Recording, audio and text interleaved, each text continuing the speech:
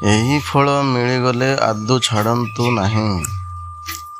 ଗୋଟିଏ ସହଜ ଉପାୟ କଲେ ଶତ୍ରୁ ମଧ୍ୟ ହୋଇଯିବ ଶାନ୍ତ। ମନୁଷ୍ୟ ଜୀବନରେ କିଏ କେତେବେଳେ ଶତ୍ରୁ ପାଲଟି ଯିବ ତାହା ଜଣା ନଥାଏ। ଅନେକ ସମୟରେ ଏହି ବିଷୟରେ ଜଣା ମଧ୍ୟ ପଡ଼ିନଥାଏ। ତେଣୁ ଆଜିକାର ଏହି ଭିଡ଼ିଓରେ ଆମେ ଆପଣଙ୍କୁ କହିବୁ ଯେ ଶତ୍ରୁଠାରୁ ମୁକ୍ତି ପାଇଁ କେଉଁ ଉପାୟ କରିପାରିବେ। ଏହି ଉପାୟର ପ୍ରଭାବ ତାନ୍ତ୍ରିକ ଅଟେ ଏବଂ ଏହାକୁ ଯେ କେହି ବି କରିପାରିବେ। ଧତୁରା ମହାଦେବଙ୍କର ସବୁଠାରୁ ପ୍ରିୟ ଫୁଲ ଅଟେ।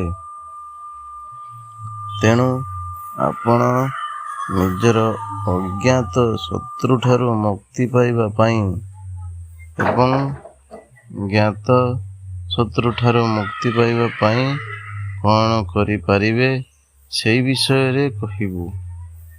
ସୋମବାର ଏବଂ ଶନିବାର ଦିନ ଏକ ଧତୁରା ଫଳ ନେଇ ଆସନ୍ତୁ।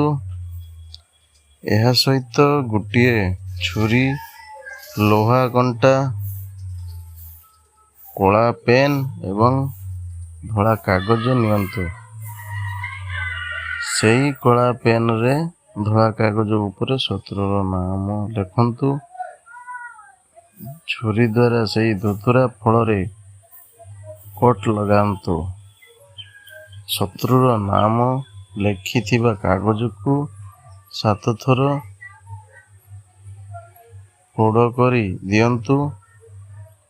କରି ଦିଅନ୍ତୁ।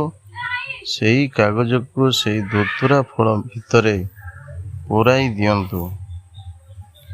ଏହା ଭିତରେ ଏକ ଲବଙ୍ଗ ପୂରାଇବା ପରେ ସେଥିରେ ଲୁହା କଣ୍ଟାକୁ ଏପରି ଦବାଇ ଦିଅନ୍ତୁ ଯେମିତି କଣ୍ଟା ଗୋଟିଏ ମୁଣ୍ଡରୁ ଅନ୍ୟ ମୁଣ୍ଡକୁ ବାହାରିଯିବ। ଏହାପରେ କୌଣସି ଗୋଟିଏ ନିର୍ଜନ ସ୍ଥାନକୁ ଯାଇ ମାଟିରେ ଗାତ ଖୋଳି ତାକୁ ଦବାଇ ଦିଅନ୍ତୁ ଏବଂ ଉପରେ ମାଟି ଦେଇ ଦିଅନ୍ତୁ। ସେହି ସମୟରେ ଶତ୍ରୁ ଯେମିତି ଆପଣଙ୍କ ଠାରୁ ଦୂରେଇ ରହିବେ ସେଇଥିପାଇଁ କାମନା କରନ୍ତୁ। ଅନ୍ୟ ଏକ ଉପାୟ ଅନୁଯାୟୀ 2ଟି ଛୋଟ ଧତୁରା ଫଳ ନିଅନ୍ତୁ। ଗୋଟିଏ ଲୁହା କଣ୍ଟା ନେଇ ସେହି ଧତୁରା ଫଳରେ ହାଲୁକା ଏକ କଣା କରି ଦିଅନ୍ତୁ। ସେହିଭଳି ଏକ ଧଳା କାଗଜରେ କଳା ପେନ୍ରେ ଶତ୍ରୁର ନାମ ଲେଖି ସେହି ଛିଦ୍ରରେ ପୂରାଇ ଦିଅନ୍ତୁ। ସେଥିରେ ଏକ ଲବଙ୍ଗ ମଧ୍ୟ ଦବାଇ ଦିଅନ୍ତୁ।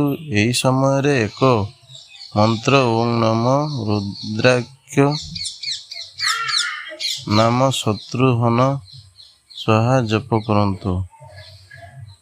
ଏହାକୁ 108 ଥର ଜପ କରିବା ପରେ ଶତ୍ରୁଙ୍କ ଘରର ଗେଟ୍ ପର୍ଯ୍ୟନ୍ତ ଯାଆନ୍ତୁ। ସେହି ଫଳକୁ ଚିପୁଡ଼ି ଦିଅନ୍ତୁ। ଭଗବାନଙ୍କୁ ଶତ୍ରୁ ଯେମିତି ଶାନ୍ତ ହୋଇଯାଆନ୍ତୁ ସେଇଥିପାଇଁ ପ୍ରାର୍ଥନା କରନ୍ତୁ।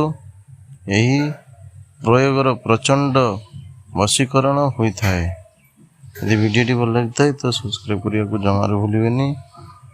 ଧନ୍ୟବାଦ।